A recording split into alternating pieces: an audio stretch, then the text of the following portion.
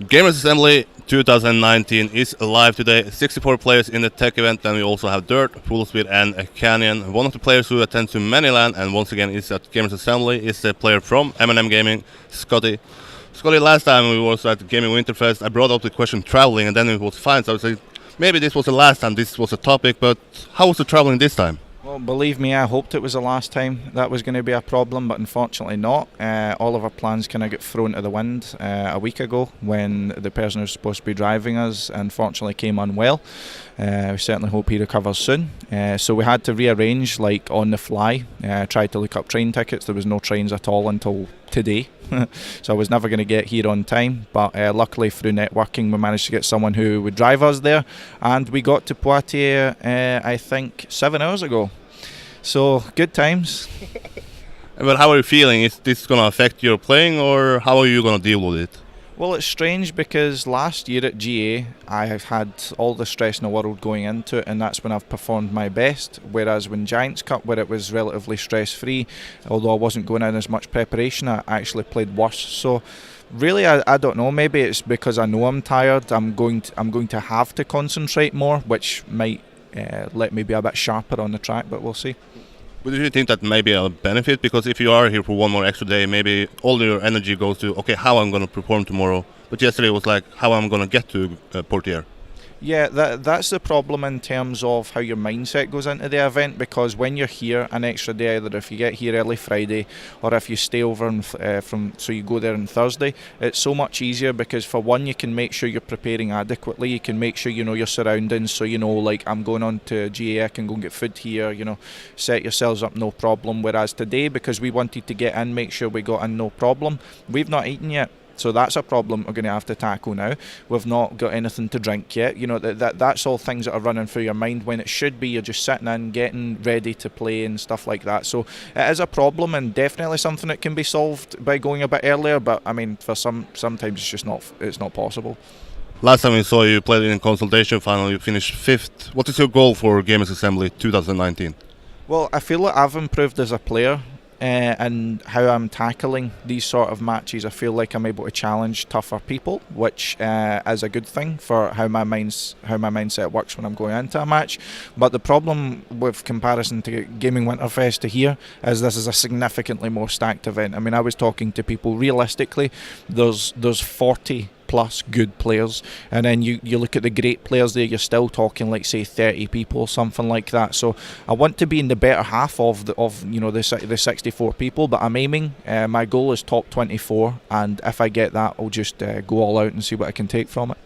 Yeah, we have 12 of the 16 players at the World Championship, but you can still make a case that it's a more stacked event. Why can you do so? Well, the reason I say it's more stacked is you're still missing out some of your marquee top players like Carl Jr. Fair enough, that I can understand why people might say it's not more stacked.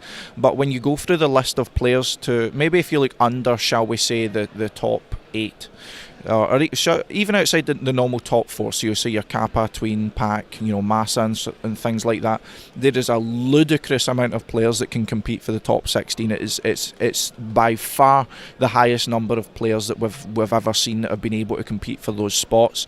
As of course, when I was there last year, there was a lot of good players competing for that spot, but at the same stage this year, so say lower bracket semi-final, whatever it was I reached to there, you will have a significantly higher level than you did last year, just because of the wealth of competition, and it's going to be harder to fight your way through even to those stages. Many people go here simply because this is the biggest event. You can meet so many Trackmania players. Maybe that is the goal overall, but do you have a goal that you want to achieve before leaving here, or are you just happy being here and meeting players? Well, I've kind of done the whole I've kind of been round the block in terms of meeting the players. I've been here quite a few times. I've seen it quite a few times. My main goals are focused on my performance, because I feel that is the most important thing for me at the stage I'm at the moment. As to meeting people, I know all these players by face. I'll go up and shake their hands, talk to them. We'll go out and get something to eat. We'll have fun together. I'm lucky in that sense that I have met a lot of these people before. But of course, refreshing to see some of the old faces which haven't been here in a while. But I'm here to enjoy myself at the end of the day. I mean, even if I bomb the Trackmania tournament, I'm still going to have a good time anyway. We're used to seeing you being the lone soul in M&M Gaming going to LAN events, but this time you are with many players. Is there any M&M players we should certainly look out for? it's a bit strange because there's a lot of factors accompanying these M&M players. I mean, we have Alexor, say for example, he hasn't been as training as much recently going into that, so he might still be able to pull off some good positions, but we don't know. Ager, who people would say in paper is the strongest, of course making it through to TMWC and things like that, he's playing in a system that's completely unknown to him, whereas he has to play in my backup laptop, as of course Nevermind unfortunately can't be here. And Easy as well, he's had a lot of work recently. Now as far as my knowledge, these players have prepared, but there's an asterisk next to we don't know exactly what to expect from them. But I'll be interested to see how Ager, if he can adapt to the system that's put in front of him, and what Alex can do with the time he's put in.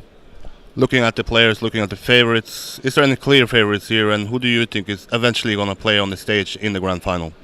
Well, from doing the training matches and such, I would say Kappa is a very heavy favourite going into this. I've played against him quite a few times, and he's not only setting some of the fastest times on track, he's also setting extremely regular good times. Pardon me. Also, I can imagine Tween is going to be going into this fully prepared.